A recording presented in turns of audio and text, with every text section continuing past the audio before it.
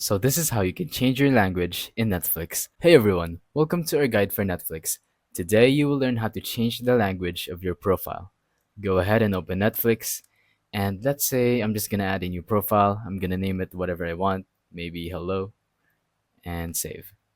So, how do I actually change the language of my profile? Just simply tap on edit at the top right, and then tap on our new profile.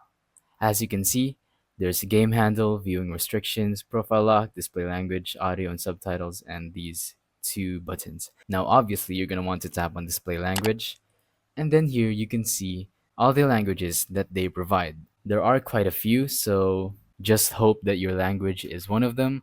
And yeah, you can just simply tap on them, and then it will immediately change the language for your profile. That's pretty much it.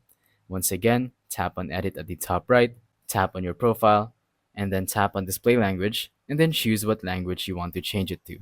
So thank you for watching. Don't forget to leave a like, subscribe, and let us know in the comments if the tutorial worked or if you have any questions. Thank you and goodbye.